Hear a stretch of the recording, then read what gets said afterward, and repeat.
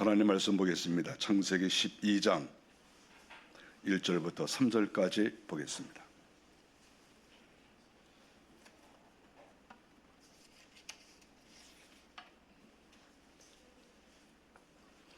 한 목소리로 같이 읽겠습니다. 여호와께서 아브라함에게 이르시되 너는 너의 고향과 친척과 아버지의 집을 떠나 내가 네게 보여줄 땅으로 가라. 내가 너로 큰 민족을 이루고 네게 복을 주어 네 이름을 창대하게 하리니 너는 복이 될지라. 너를 축복하는 자에게는 내가 복을 내리고 너를 저주하는 자에게는 내가 저주하리니 땅의 모든 족속이 너로 말미암아 복을 얻을 것이라 하신지라. 아멘.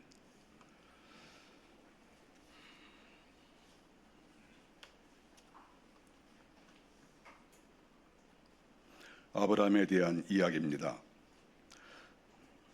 믿음의 조상이라고 일컬어지는 아브라함이 갈대아 우리에 살고 있었을 때 어느 날 하나님께서 나타나셨습니다. 이 우르라고 하는 것은 유브라데강 남쪽에 있는 그런 도시인데 현재는 이라크 지역이라고 볼 수 있죠. 하나님의 명령은 너는 갈대아 우르를 떠나서 내가 네게 보여줄 가나안 땅으로 가라. 이렇게 1절에 말씀하고 있습니다. 이 우르라고 하는 것은 상당히 큰 도시죠. 수도 같은 곳입니다. 문화의 어떤 중심이고 또 군사 요충지라고 볼 수 있죠. 아브라함이 원래 거기에서 살고 있었습니다. 지금으로 말하면 서울 또는 수도권에서 살고 있었다, 이렇게 볼 수 있습니다. 거기에서 수많은 문물을 접하고 상당히 수준 높은 그러한 생활을 했다고 볼 수 있습니다. 당시에 그 지역은 상당히 수준 높은 그런 지역이었었거든요. 하나님께서 바로 거기에 살고 있는 아브라함에게 내가 지시하는 땅으로 가라 했는데, 하나님께서 가라고 하신 땅은 당시에 변방이었던 그런 가나안 땅이라고 하는 것입니다. 당시에 가나안 땅은 변변한 어떤 국가가 형성되지 않았습니다. 다 이렇게 조금씩 부족들이 모여서 살고 있는, 인구도 그렇게 많지 않은 또 그러한 변방이죠. 그런데 하나님께서 내가 지시하는 그곳으로 내가 가라, 이렇게 명령을 하셨습니다. 하나님이 왜 그렇게 하셨을까요? 하나님께서는 이 땅이 상당히 넓지요. 이 세상이 얼마나 넓습니까? 그러나 하나님의 계획은 딱 있죠. 하나님께서는 내가 원하는 사람들, 내가 특별히 축복한 사람들을 중심으로 나라를 좀 만들고 싶다, 이런 계획을 하나님이 가지고 계신 것이죠. 이 세상의 모든 사람 다 귀하죠. 모든 나라도 다 귀합니다. 그런데 그 중에서 하나님이 특별히 사랑하는 사람도 있고 특별히 사랑하는 나라도 있죠. 어떻게 세상이 다 똑같을 수가 있겠습니까? 우리가 사람을 이렇게 가까이 하게 될 때 어떤 사람은 정말 자기가 마음에 들고 함께 지냈으면 좋겠다, 이렇게 생각되는 사람도 있을 수 있고, 어떤 사람은 그래도 괜찮고 안 그래도 괜찮고 그런 사람도 있을 거 아니겠어요? 어떤 경우에는 저 사람하고는 같이 살고 싶지 않다, 이런 생각을 혹시 또 가질지도 모르겠죠, 사람마다. 그런데 하나님께서는 하나님이 통치하시는 나라, 하나님이 직접 통치하시는 나라를 만들고 싶으신 거예요. 하나님이 왕이시고 그 나라의 지도자들도 다 하나님 앞에 복종하고 하나님이 시키는 대로 하고, 바로 그런 나라, 하나님께서 직접 다스리시는 그런 나라, 하나님이 왕이신 그런 나라, 이런 나라를 하나님께서는 원하셨다 하는 것이지요. 그래서 하나님이 그 나라를 세우기 위해서 어쨌든 최초의 인물이 있어야 될 거 아니겠습니까? 그랬을 때 하나님은 아브라함이라는, 옛날에는 아브라함이라고 이름했었죠. 아브라함을 하나님께서 부르신 것이죠. 하나님이 어느 날 아브라함에게 나타나셨습니다. 그러니까 놀라운 일이죠. 당시에 하나님의 얼굴을 배웠다, 하나님과 서로 대화를 나누었다, 이거 뭐 거의 불가능한 그런 시대 아니겠습니까? 그거는 옛날이나 지금이나 어느 시대나 마찬가지예요. 우리가 여호와 하나님께서 나타나셔서 말씀하여 주신다? 그거요, 지금도 아주 어려운 일이고 예수님 당시에도 어려운 일이고 어느 시대나 어려웠어요. 그런 일은 똑같아요. 하나님 나라는 옛날이나 지금이나 변함이 없어요. 똑같은 거예요. 그런데 그때 당시에 하나님께서 직접 나타나셔서 아브라함에게 내가 지시하는 땅으로 가라 이렇게 말씀하셨고, 그리고 그 말씀을 아브라함이 들었다. 이 귀로 들린 거 아니겠어요? 하나님이 말씀하실 때 귀로 들었지 그럼 무엇으로 들었습니까? 귀로도 듣고 가슴으로도 듣고, 이거는 거부할 수 없는 그러한 하나님의 직접 나타나신 모습이라고 하는 것이죠. 하나님은 이렇게 보좌에만 계시는 것이 아니라 어떤 경우에는 하나님이 직접 이 땅에 나타나시기도 하는 거죠. 하나님께서 모세에게도 나타나시고 하나님은 수많은 믿음의 사람들에게 나타나셨습니다. 그런데 하나님께서 아브라함에게 나타나신 것이죠. 왜 하나님께서 아브라함에게 나타나셨을까? 왜 수많은 사람 가운데 아브라함을 딱 정해서 이렇게 하셨을까? 가나안 땅을 주신다고 약속을 하셨는데, 아니 가나안 땅에도 여러 부족들이 살고 있지 않았습니까? 그러면 그 중에서 한 사람을 택해도 되는데 왜 그 중에서 택하지도 않고 그 먼 거리에 있는 메소보다 지방에 있는 그 아브라함을 하나님이 택하시고, 그것도 그 나라가 얼마나 견고하고 인구가 많은데 그 중에서 하필 하나님께서 아브라함에게 찾아가셔서 직접 말씀하여 주시고 그에게 사명을 주셨는가?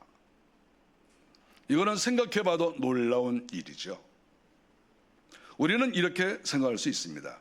하나님께서 이 땅의 사람들을 이렇게 둘러보고 내가 쟤를 택해야 되겠다, 내가 어떻게 뭐 사용해야 되겠다, 이런 경우도 있을 수 있지만 하나님은 다 계획하신 것으로 생각합니다. 하나님께서 저 천국에서 아브라함을 보내실 때 우리가 성경에 보면 하나님이 그 영혼을 미리 다 아셨고 하나님이 보내신다고 하지 않았습니까? 그랬을 때 하나님께서 이렇게 하나님의 나라를 세워나가는데 아브라함과 어떤 사전에 어떤 계획이 없었다, 그건 말이 안 되죠. 그럴 수가 없죠. 아브라함이 뭐 전혀 몰랐는데 하나님이 갑자기 나타나서 너는 이 사명이 있다 그럼 저 몰랐는데요? 뭐 이게 말이 됩니까? 그게 그런 엄청난 나라를 건설해 나가는데 그게 있을 수가 있겠어요? 하나님께서 이 땅에 보내실 때 저 천국에서 아브라함에게 말씀하셨겠죠. 내가 너를 축복할 것이다. 내가 너에게 큰 은혜를 줄 것이다. 너는 이 땅에 내려가서 내가 지시하고 명령하는 그 명령을 잘 받들고 너는 이 세상에 아름다운 나라를 만들어갈 때 네가 최초의 그런 사람이 되어라. 하나님이 그렇게 말씀하시지 않았겠습니까? 우리가 그걸 안 믿어요? 성경에 다 나와 있는데, 성경에 하나님께서 우리가 태초에 우리가 태어나기 전부터 하나님은 우리를 알고 계셨다. 성경에 다 그렇게 나오잖아요. 그랬을 때 이 어마어마한 나라를 건설하는데 믿음의 조상이 되는데 하나님이 사전에 단 한마디도 없이 아브라함을 보냈다? 뭐 그건 뭐 말이 안 되는 거죠. 또 아브라함에게 하나님께서 나타나셨을 때 그때 당시에 그 지역에는 여러 종교가 많이 있었거든요. 근데 하나님이 나타나셔서 내가 진정한 하나님이다 이렇게 말씀하여 주시고 너는 내 말을 순종해야 된다 그랬을 때 그거를 사람들이 웬만한 사람들은 그걸 받아들일 수 있었을까요? 하나님의 그 말씀을 들었을 때 뭐 기절하는 사람도 있겠죠. 어떤 사람은 이거 내가 뭐 잘못 들은 거야 뭐 이럴 수도 있겠죠. 그러나 거부할 수 없는 권위가 있는 영적이신 그 음성이 자기에게 들려왔을 때 아브라함은 하나님이 택하신 사람이기 때문에 그 말씀이 귀에 들어오는 거죠. 마음으로 받아들이고 지식적으로도 받아들이고 이성적으로나 감정적으로나 또 의지적으로나 모든 부분에서 이분은 정말 나를 이 땅에 보내신 하나님이시다. 이 말씀은 너무나 분명하고 하나님의 계획도 너무나 분명하다. 그러니 내가 이 말씀을 순종해야지. 아브라함이 이렇게 생각을 하고 받아들였다 하는 것을 알 수가 있습니다. 하나님이 택하신 사람들만 모여 사는 곳, 영적 공동체가 되는 거죠. 이 땅에 많은 사람들이 그런 소망을 가질 것 같습니다. 우리끼리 모여 살자, 이런 말이 사실은 굉장히 은혜스러운 말이잖아요. 우리 하나님을 믿는 사람들끼리 우리 모여 살자, 진실된 사람들끼리 모여 살자, 정치 색깔이 같은 사람들끼리 모여 살자, 이거 말 한마디 한마디가 사실 귀한 거예요. 우리가 자기와 여러 가지로 뜻이 같은 사람이 같이 모여 산다고 하는 거, 여러분 이거 굉장히 축복된 일이에요. 옛날에 저희 아버지가 이사를 많이 다니셨어요. 이사 다닐 때 이렇게 은퇴를 하시고 나서도 여러 번 이사를 다니셨는데 저희 아버지가 또 이사를 간다. 제가 가서 아버지 왜 또 이사를 하세요? 여기 그냥 사시죠. 그러면 하시는 말씀이 뭐냐 하면, 야, 눈 뜨고 밖에 나가면 전부 나하고 마음에도 맞지 않고 이상한 애들이 살아가지고 도저히 내가 이 동네에서 못 살겠어. 그래서 또 이사를 가시고, 또 뭐 한 1년쯤 사시다가 또 이사 가신다고 찾아가서 도대체 어떻게 되신 겁니까? 그러면 여기 보니까 전부 나하고 이게 스타일도 안 맞고 생각도 같지도 않고 나 여기서 못 살아. 그래 또 이사 가시고 계속 이사 다니신 거예요. 어떻게 보면 그게 정상이라고도 볼 수 있어요. 자기가 마음에 맞지 않는 사람은 어떻게 살아? 뭐 사실 아닌가요? 하나님은 왜 이 땅에서 하나님 나라를 건설하려고 하셨느냐 하는 것이 중요한 거예요. 아니, 하나님께서 수많은 나라가 있고 수많은 민족들이 있으면 하나님께서 막 거기에서 택한 자들을 불러주시고 뭐 그러면 될 것을, 하나님이 꼭 그렇게 어떤 나라를 만드셔야 되겠느냐 하는 거예요. 근데 하나님의 생각은 만들고 싶다는 거예요. 하나님께 절대 순종하고 믿음으로 살아가는 그런 나라를 내가 만들고 싶다. 그리고 아브라함을 내가 앞장 세워서 이 일을 수행해 나가겠다. 하나님이 이렇게 계획을 하신 것이죠. 하나님의 나라를 건설을 하려면 자기가 지금까지 살아왔던 어떤 정치 색깔, 생활 방식, 뭐 문화 생활, 이런 것들을 다 내려놔야 돼요. 그래서 하나님께서 아브라함을 그곳에서 떠나게 하신 거예요. 내가 여기서 계속 살면 이 사람들이 정치적으로 말하는 거 네가 영향받을 수밖에 없어. 여기서 살면 이 문화에 네가 다 흡수될 수밖에 없어. 그러면 하나님 나라를 이룰 수가 없어. 그래서 넌 여기서 떠나야 돼. 아브라함이 그랬겠죠. 하나님, 그래도 가나안 땅에 보면 7 족속이 살고 있고, 그런데 그러면 뭐 그 사람들은 또 문화가 없고 그 사람들은 무슨 생각이 없고 종교가 없고 뭐가 없겠습니까? 그렇게 했겠죠. 하나님이 어떤 말씀을 하셨겠습니까? 나중에 모세에게 말씀하셨지만, 걱정하지 마라. 여기에 살고 있는 사람들을 내가 싹 죽여버리든지 다 내가 쫓아내고 그 다음에 너희들이 하나님의 나라를 건설해 갈 수 있도록 내가 해줄게. 하나님이 이렇게 하신 거죠. 어쨌든 거기에 지금까지 주인이라고 행세하는 사람들을 싹 몰아내고 하나님께서 깨끗하게 정리를 하신 다음에 거기에서 하나님 나라를 건설하겠다. 이렇게 말씀하신 거죠. 우리는 여기에서 색깔이라고 하는 것이 굉장히 중요한 거예요. 정치 색깔, 문화 색깔, 영적인 색깔, 이거 굉장히 중요해요. 이게 잘 안 맞는 사람하고는 신앙생활을 하기가 어려워요. 그래서 하나님께서 가나안 땅의 사람들을 다 쫓아내시고 오직 히브리 민족으로만 하나님 나라를 건설하려고 하셨다. 물론 히브리 민족이 다 믿음이 좋거나 하는 것은 아니죠. 그들도 다 여러 가지 문제가 있었죠. 그러나 하나님은 시도를 하신 거예요. 싹 내보내고 새로운 나라를 건설하겠다. 이렇게 말씀을 하신 것입니다. 아브라함은 하나님의 계획, 그 말씀에 전적으로 순종을 했습니다. 우리가 아브라함이 왜 위대하냐 했을 때 하나님의 말씀을 믿고 자기가 지금까지 갖고 있었던 모든 것들을 다 내려놓고 떠났다 하는 이것이 정말 아브라함의 위대성이라고 생각할 수 있습니다.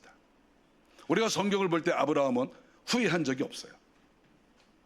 자기가 괜히 그 우르를 떠났나느니, 뭐 하나님께서 자기에게 뭐 이렇게 말씀하시는데 내가 그때 그거를 거절했을 걸, 내가 이렇게 순종해가지고 내가 요망 욕골이 됐다고, 예를 들어서 한 번도 후회한 적이 없어요. 성경에 처음부터 믿음으로 하나님이 명령하셨으니까 제가 하나님의 명령에 따르겠습니다. 그리고 떠났죠. 그리고 그는 결국 가나안 땅에서 죽었습니다. 헤브론에 그의 시신이 묻혔죠. 그리고 그 후손들이 지금도 가나안 땅에 이스라엘이라는 나라를 형성하고 지금도 살고 있습니다. 아브라함은 뭐 지금부터 우리가 약 4,000년 전으로 보거든요. 그러면 일대를 뭐 한 40년으로 잡아서 지금까지 생각해 보면 한 100대를 내려왔다고 보는 거죠. 지금 이스라엘 땅에 살고 있는 사람들은 아브라함의 100대 후손이다, 뭐 이렇게 뭐 볼 수도 있겠죠.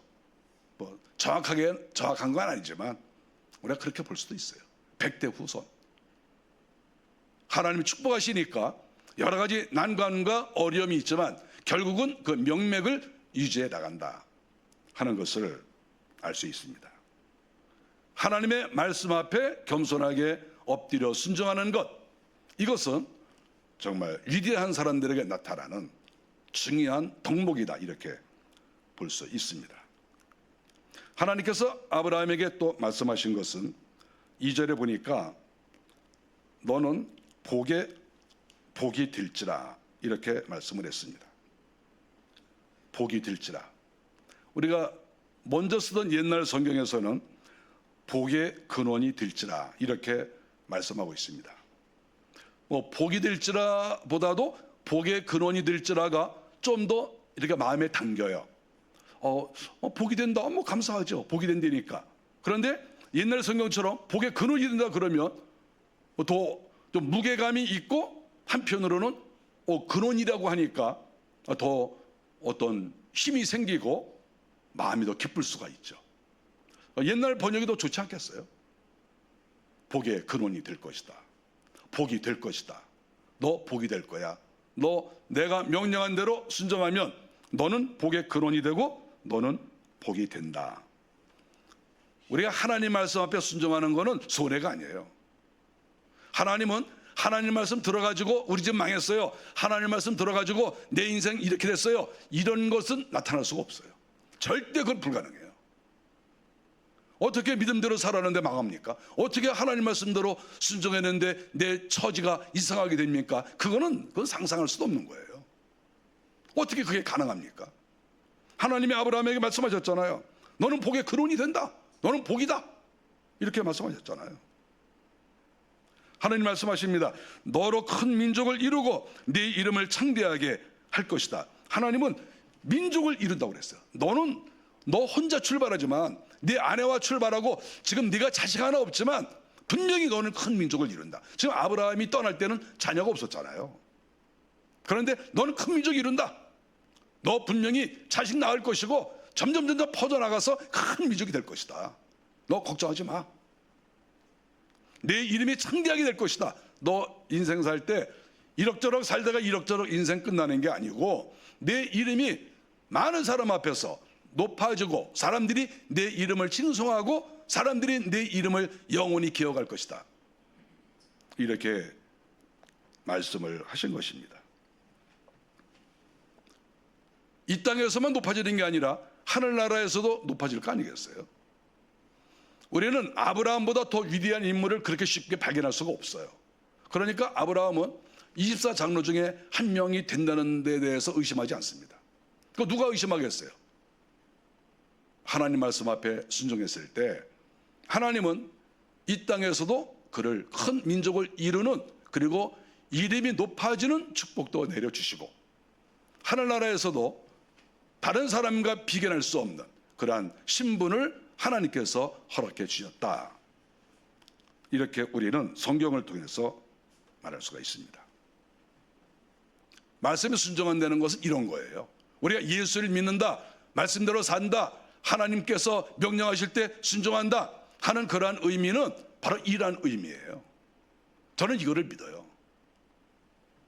하나님이 우리에게 민족을 이루게 하시고 이름을 높여주신다. 이거 뭐 하나님이 얼마든지 해줄 수 있는 그러한 은혜가 아니겠습니까? 하나님께서 복이 된다, 또 복의 근원이 된다 이렇게 말씀하셨을 때 이 근원이라고 하는 것은 저수지 의미가 있는 거 아니겠어요? 하나님께서 너 복이 될 거야, 너 복의 근원이 돼. 이거는 너는 큰 저수지야, 저수지. 그리고 거기에 물이 가득히 있는 거야. 이렇게 말씀하시는 거죠. 우리나라에 저수지가 많이 있습니다. 댐도 많이 있고, 그거 좋은 일이죠. 그 댐이 없으면 어떻게 되겠어요? 홍수나면 그거 뭐 농사 다 망하려고요. 그러니까 댐이라는 것과 저수지는 꼭 필요한 것이죠. 그런데 이 저수지가 여러 용도로 쓰이는 거 아니겠어요?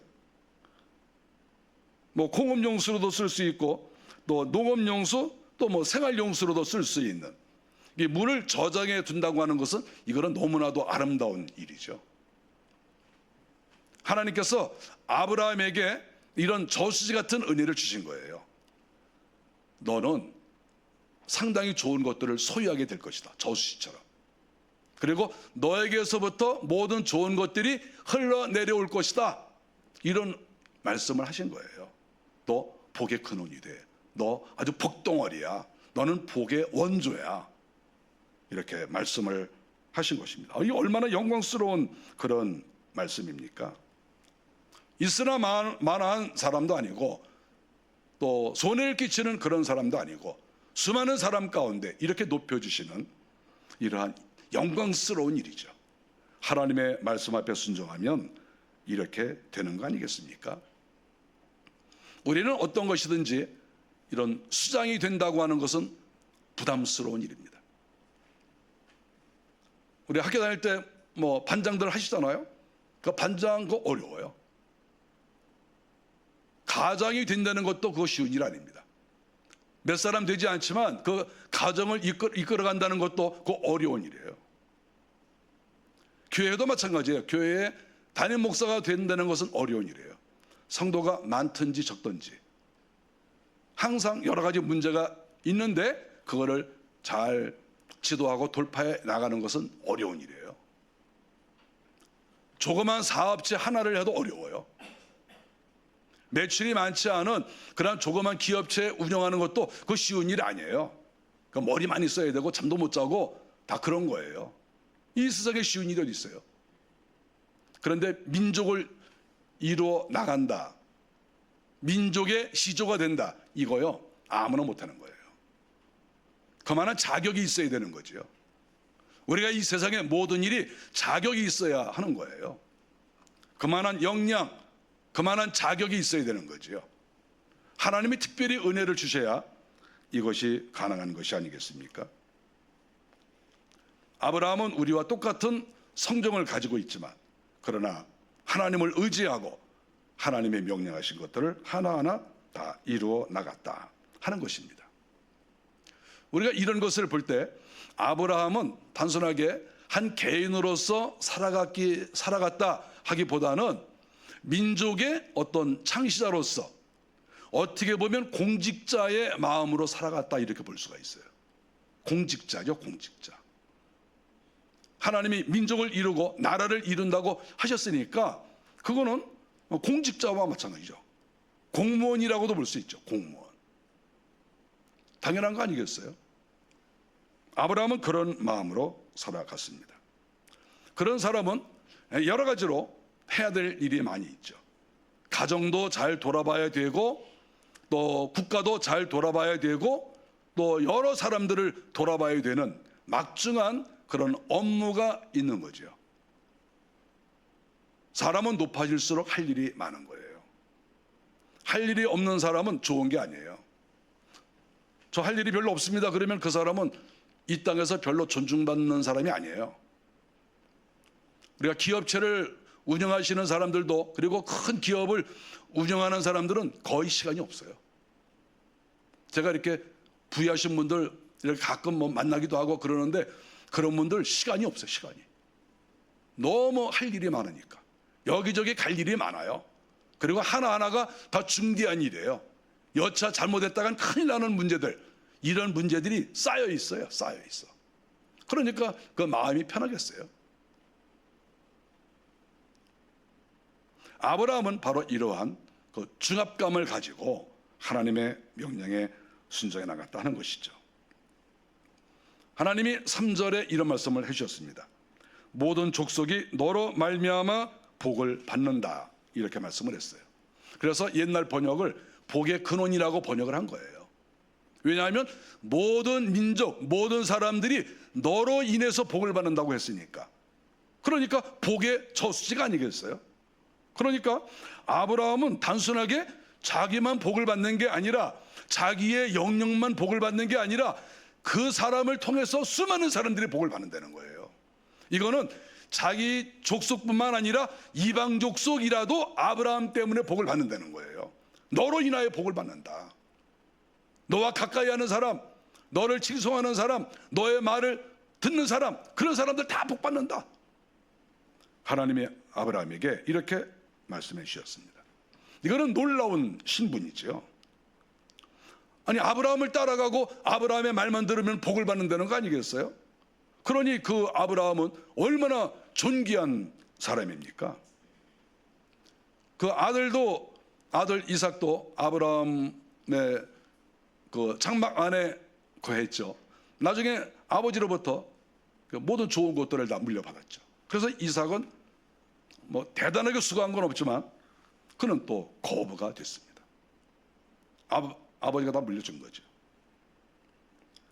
너를 저주하는 자에게 내가 저주한다.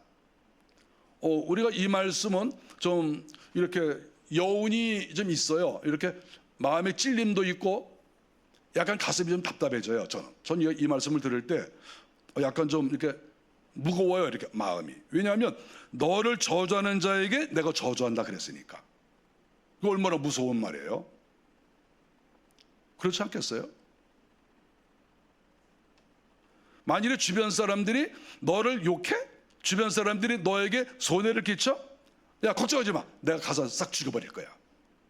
내가 완전히 내가 망하게 할 거야. 싹 쓸려가지고 잘라버릴 거야. 이런 말 아니겠어요? 그거 얼마나 무서운 말이에요.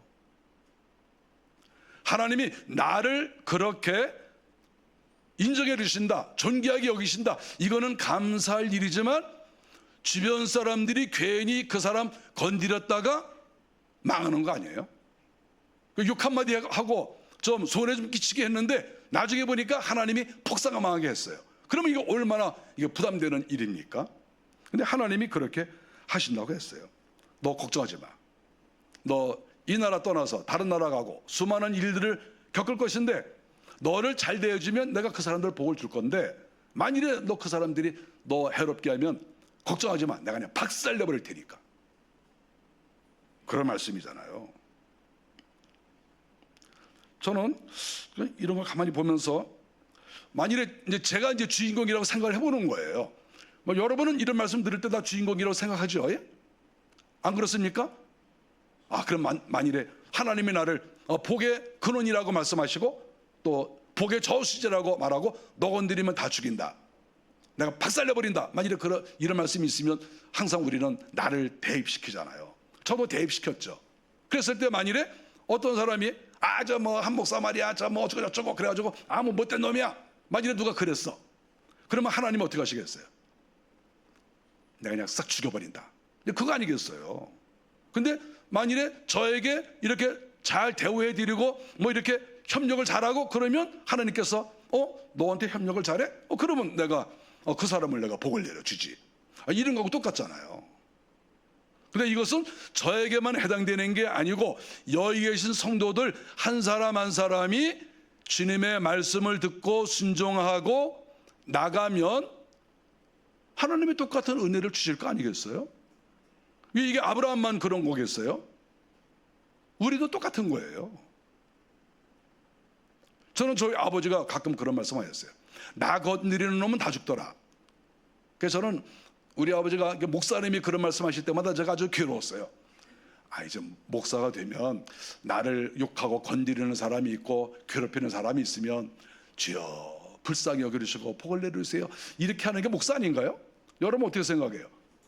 그런데 우리 아버지는 나 건드리기만 해봐라, 하여간 주님께서 박살내버린다, 이렇게 말씀하시니까 이 목사 같지도 않고 이거 우리 아버지 또 왜 저러시는 거야, 막 이런 생각이 드는 거예요. 근데 가만히 생각해 보니까 나도 그래. 나도 그런 마음이 살짝 생기더라니까. 사람은 그래서 이 부모가 하는 거 따라가는 거야 이게. 저도 목사의 마음으로 누가 저를 공격하거나 괴롭게 하거나 그래도 주여 불쌍히 여겨 주시옵소서, 언젠간 회개하겠지요, 이런 마음을 먼저 가져야 되는 게 정상인데 살살 그런 생각이 이제는 안 생겨. 하나님이 아브라함에게 하신 말씀처럼 하여간 너 건드리는 놈 내가 죽여버릴 거니까, 나를 멸절을 시켜버릴 것이다. 그런데 너에게 잘해주면 내가 복을 줄 것이다. 이런 말씀이 귀에 조금 더 들어와요. 비중이 조금 더 커요. 여러분들은 어떤 게 좋은 것 같아요? 나를 괴롭게 하고 공격하고 그런 사람도 축복하고 잘 주님 아껴주세요 이렇게 하고 싶은 마음이 큽니까? 주여 손 보세요 이런 마음이 더 큽니까? 여러분 솔직히 말해보세요. 어떤 게 더 큽니까? 예? 손 보세요? 회개하셔야 돼. 회개하셔야 돼. 저도 회개 많이 해요. 저도 하나님 목사가 돼가지고 이런 생각 갖고 있는 거 용서해 주세요. 그러면서도 속으로는 주여 그렇게 되게 하시옵소서. 또 이제 그렇게 하는 거야. 이게 이제 제 마음이고 우리 사람들의 마음이 아니겠어요? 근데 아브라함은 자기의 의사 표시는 안 했어요. 하나님께서 하여간 너를 잘 대해주면 내가 복을 줄 것이고 너를 괴롭게 하면 내가 완전히 내가 손본다. 그랬을 때 아브라함은 그냥 가만히 있었어요. 거기에 대해서 하나님 그렇게 하세요, 잘했습니다 이런 말 하지 않고 성경에 보면 가만히 있었어요. 하나님의 뜻대로 하시옵소서. 저는 이렇게 저렇게 하고자 하는 마음이 없습니다. 저는 그저 하나님이 시키는 대로만 하겠습니다. 이러한 그런 중립적인 태도, 오히려 순종하는 태도를 가진 것이죠. 그래서 오늘날 우리가 하나님이 이렇게 말씀하셨다고 해서 내가 주인공이다 이렇게 생각할 수도 있겠지만 그거는 좀 이렇게 뒤로 미루는 게 더 좋지 않을까 이런 생각을 해요. 우리가 아브라함이 아니잖아요. 아브라함은 자기가 과거에 이런 누렸던 모든 거 다 포기했잖아요. 자기가 살던 고향도 포기하고. 이 아브라함은 자기 고향이 우르가 아닌 거예요. 고향을 버렸잖아 이제. 그리고 자기가 묻혔을 때 헤브론에 묻혔잖아요. 가나안 땅에. 자기가 옛날을 생각해서 내 고향 땅은 저 우리야, 그러니까 자녀들에게 나 죽으면 저 우리에 묻어줘 이런 말 안 했잖아요. 그러니까 완전히 단절한 거예요.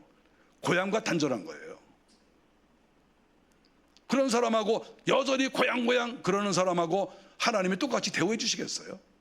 옛날에 내가 이랬는데 맨날 그러는 사람을 하나님이 아브라함처럼 그렇게 대우를 해 주시겠어요? 그건 안 되는 거죠. 아브라함처럼 해야 하나님께서 그러한 은혜를 주시는 거죠. 어떤 정치에 얽매여 있고 고향에 얽매여 있고 어떤 사상에 얽매이고 그런 사람은 이런 게 이루어질 수가 없어요. 어떻게 하나님이 그런 사람에게 이런 축복을 내려줄 수가 있겠어요? 우리가 오늘 이러한 하나님의 말씀을 볼 때 우리 성도들도 아브라함처럼 공직자의 마음으로 살아가는 것이 옳다 이렇게 생각합니다. 나는 하나님 나라를 지키는 사람이다. 하나님이 나에게 이 사명을 주셨다. 사명을 받았으니까 공직자잖아요. 공적 임무잖아요. 나는 그런 사람이다. 나는 자원봉사자가 아니다. 자원봉사자는 이렇게 봉사하다가 힘들면 가면 되는 거예요. 밥퍼 같은 거 해가지고 밥 계속 퍼주는데 팔이 아파. 그러면 밥 퍼주다가 이렇게 그릇 이거 딱 내려놓고 나 팔 아파서 못하겠어요. 그럼 저기 가서 커피 한 잔 마시다가 나 집에 갈게. 그래도 할 수 없어요. 왜냐하면 자원봉사니까. 자원봉사하는 사람한테 이래라 저래라 할 수 있나요? 우리 하나님을 믿는 사람들, 교회에서 직분 맡은 사람이 자원봉사자예요? 우리 자원봉사자 아니에요. 하나님의 사명을 주신 거예요. 내가 실적을 얼마나 냈든지 못 냈든지, 얼마나 순종을 했든지 안 했든지 우리는 지금 공직 임무를 수행하는 것이지 자원봉사자가 아니에요.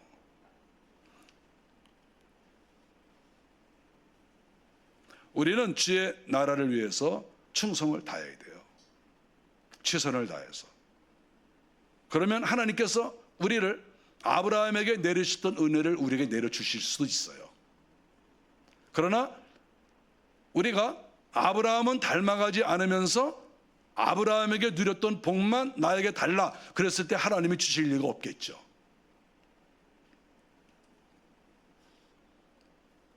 히브리서 11장 4절부터 10절에 보면 믿음의 사람들의 명단이 나옵니다.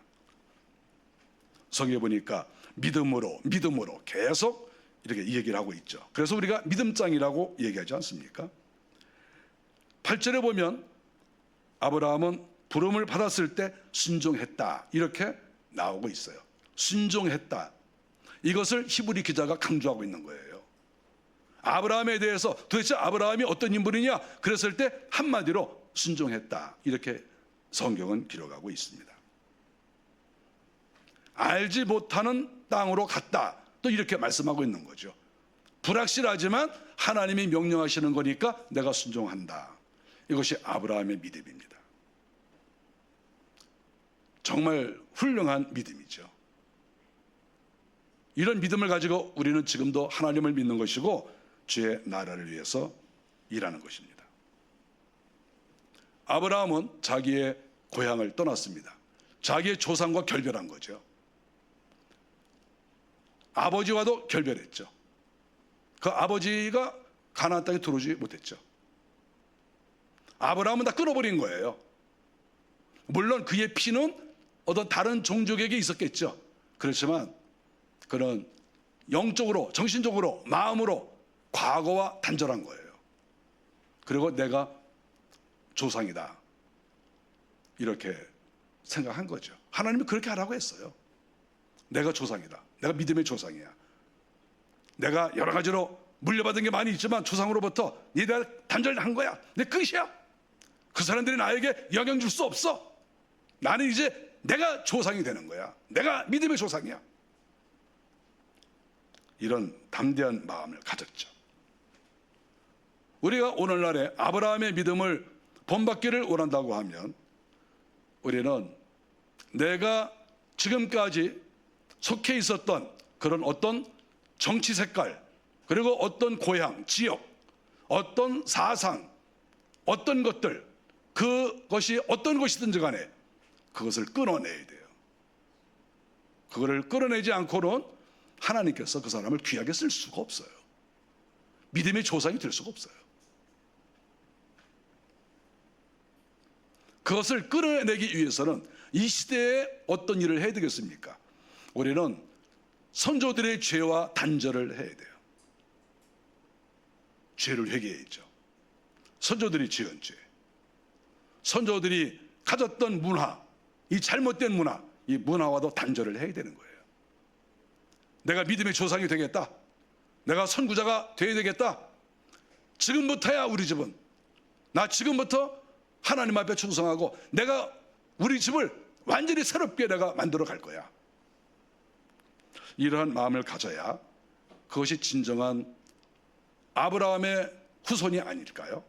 그리고 아브라함의 믿음을 우리가 본받는 그런 믿음이 아닐까요? 회개하고 죄를 끊고 그리고 모든 것들 다 끊어버리고 우리 주님만을 모시고 주님의 말씀만 내가 따른다. 이런 마음을 가져야 우리는 믿음의 조상이 될 수가 있습니다. 제가 며칠 전에 어떤 분이 그런 얘기를 하시더라고요. 자기가 믿음의 조상 하고 싶다고. 우리 가문에서 나오고 우리 집에서 나와서 내가 조상이 되고 싶습니다. 내가 보니까 우리 선조들 너무 죄가 많고 너무 형편없고 믿음도 없고 나 완전히 끊어버리고 내가 조상이 되겠습니다. 이렇게 말씀하시는 분이 있더라고요. 뭐 좋은 생각일 수 있어요. 믿음으로 그런 생각을 하는 거죠. 믿음으로. 아브라함을 따라서. 그런 결단과 또 그렇게 행동을 했을 때 하나님은 네가 복의 근원이 되고 너를 저주하는 자는 저주받고 너를 축복하는 자는 내가 축복하겠다.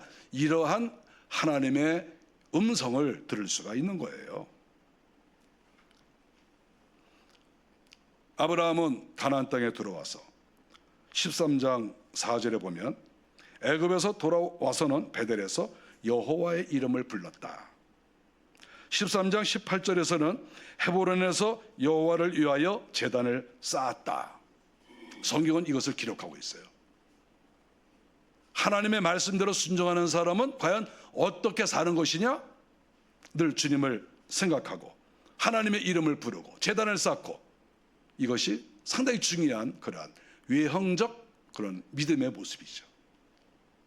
그 사람이 마음으로 믿음을 가지고 있는 것을 알고 있겠지만 잘 몰라요. 행동이 중요하죠.